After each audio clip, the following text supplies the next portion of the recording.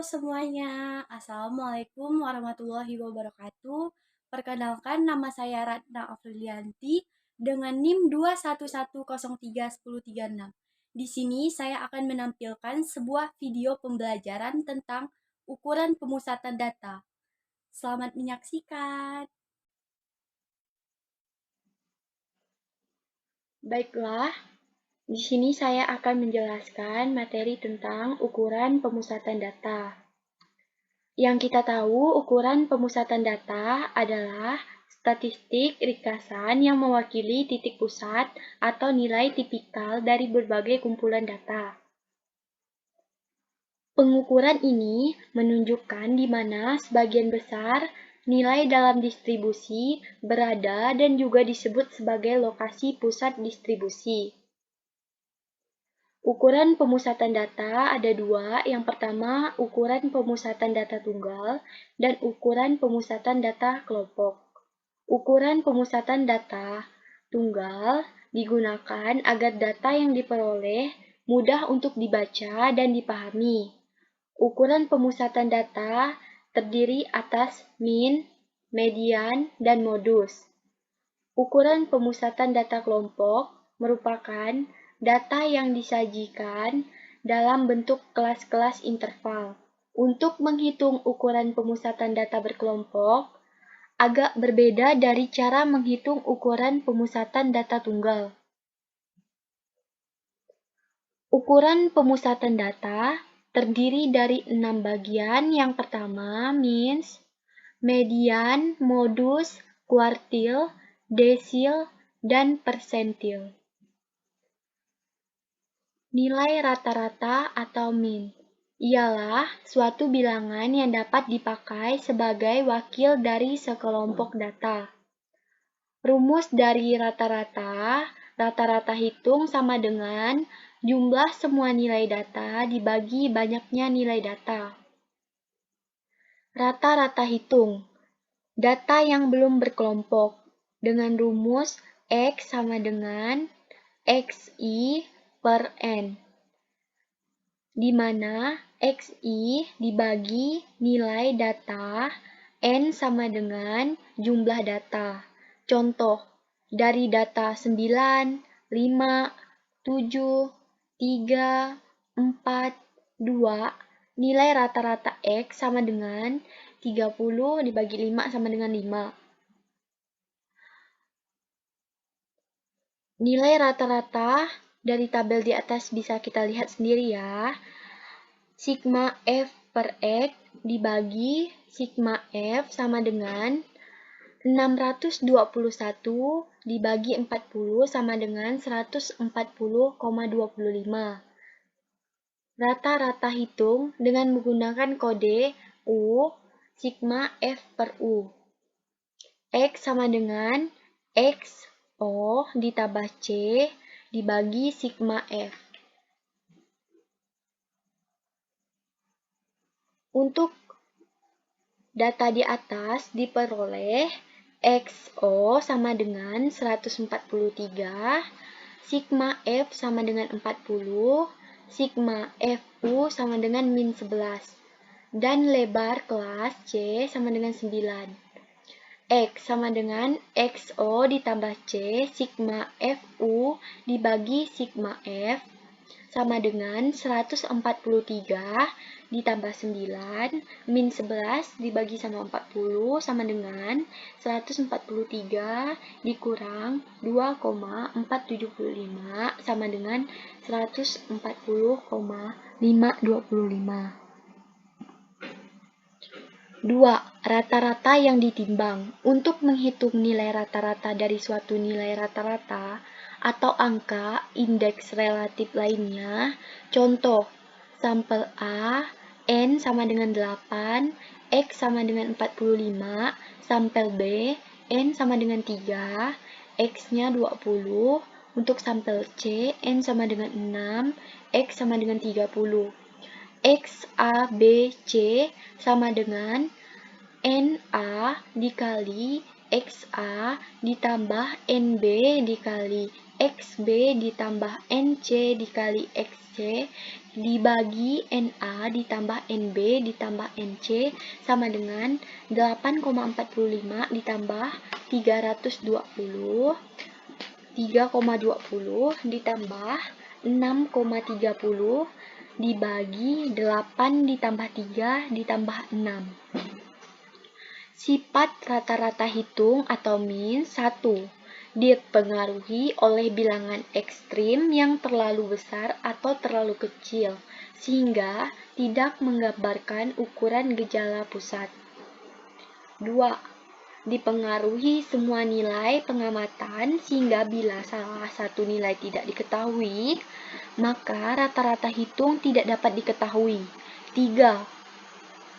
Paling banyak dikenal mudah untuk menghitungnya. Selanjutnya, median atau biasa disingkat dengan MD ialah suatu ukuran gejala pusat yang menunjukkan letak dan membagi sekumpulan bilangan menjadi dua, separuh bilangan lebih dari median dan separuh bilangan kurang dari median. 1. Agruped data. Posisi median sama dengan N ditambah 1/2 dengan data harus dalam bentuk urutan atau array. Contoh, 2, 4, 100, 7, 3, 2, 7. Arraynya 2, 2, 3, 4, 7, 7, 100. Posisi mediannya 8 dibagi 2 sama dengan 4. Jadi, untuk nilai mediannya sama dengan 4. 2. Grouped data. Median untuk rumusnya yaitu median sama dengan LO ditambah C. N per 2 dikurang F dibagi F. Untuk LO sama dengan batas bawah kelas median. F sama dengan jumlah frekuensi semua kelas sebelum kelas yang mengandung median. F frekuensi kelas median. Untuk contoh, interval kelas dan frekuensinya bisa kita lihat sendiri ya. Letak median ada pada data ke-30, yaitu pada interval 61 sampai 73. Sehingga LO-nya sama dengan 60,5, F-nya 19, dan F kecilnya 12. Untuk mediannya sama dengan 60,5 ini kita tambah dengan 13. 60 dibagi 2 dikurang 19, kita bagi lagi menjadi 12, yaitu sama dengan 72,42. Selanjutnya modus. Modus ini dikatakan nilai yang paling banyak terdapat dalam suatu bilangan. Yang pertama, agruped data. Bisa kita lihat sendiri yang tidak ada modusnya, modus bimodal, bimodalnya 169 dan 157, untuk modusnya 162, untuk tidak ada modus. Yang kedua, grouped data. Modus sama dengan LO ditambah C, B1 dibagi BI ditambah B2, di mana modus LO dikatakan batas bawah kelas modus, yaitu kelas interval dengan frekuensi terbanyak. C itu adalah lebar kelas modus. B1 frekuensi kelas modus, frekuensi kelas terdekat sebelumnya. Untuk B2 ini frekuensi kelas modus, frekuensi kelas terdekat sesudahnya. Pada tabel distribusi frekuensi tersebut, kelas interval 139 sampai 147 mempunyai frekuensi 12 dan merupakan frekuensi terbesar, sehingga modusnya terletak pada kelas 139 sampai 147.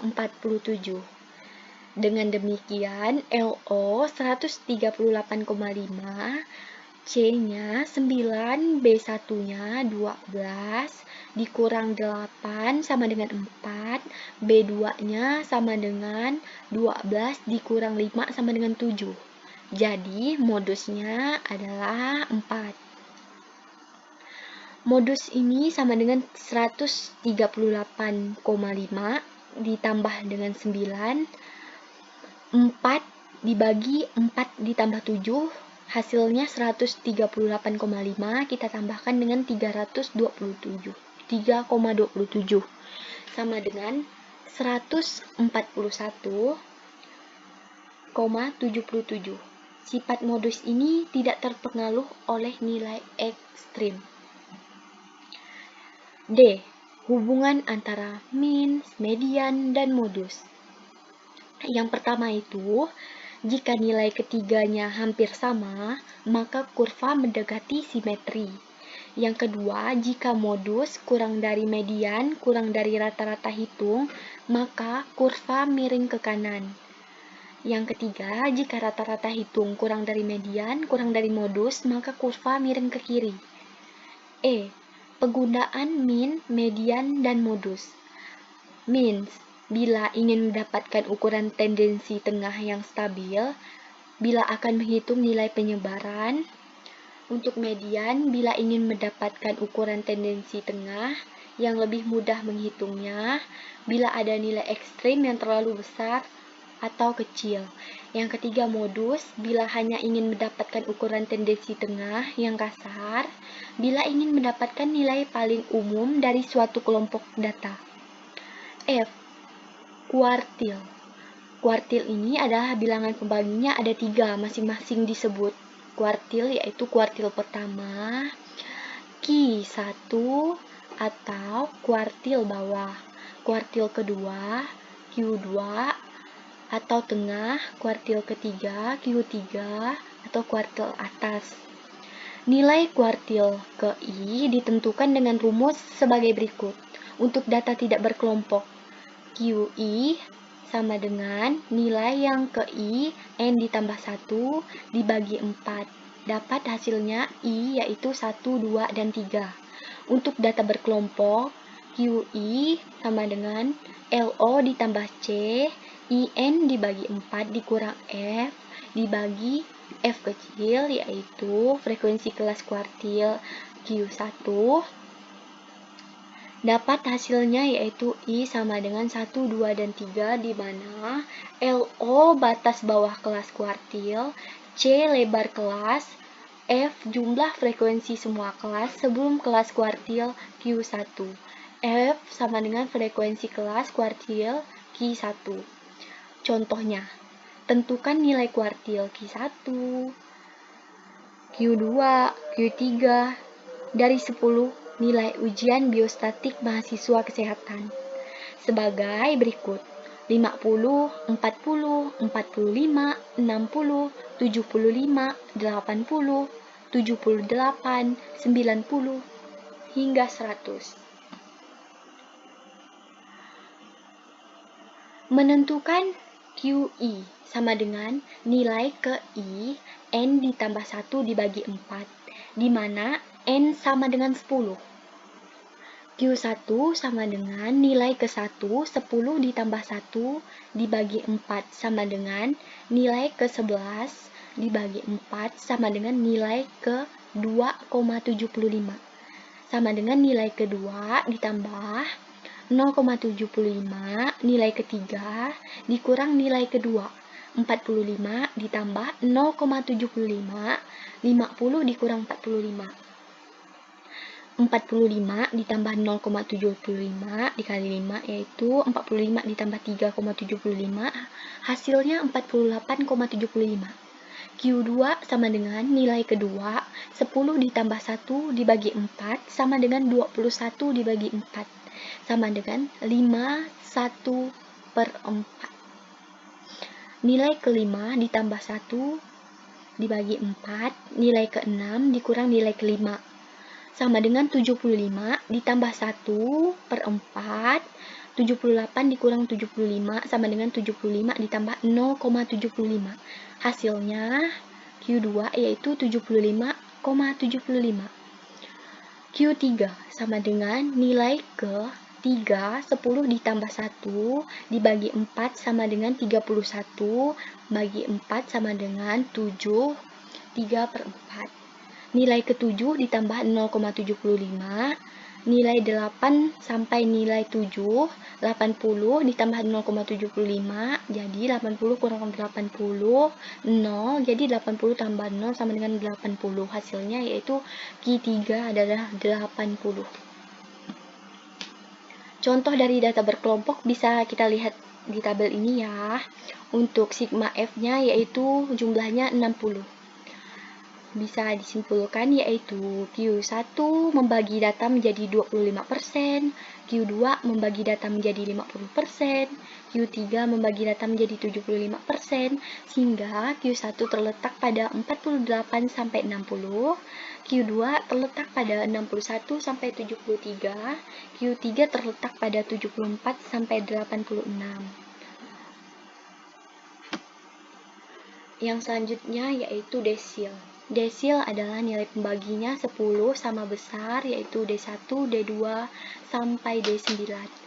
Jika sekelompok data dibagi menjadi 10 bagian yang sama banyak, akan terdapat 9 pembagi. Masing-masing disebut nilai desil D, D1, D2, D3, sampai D9. Nilai desil ditentukan dengan rumus.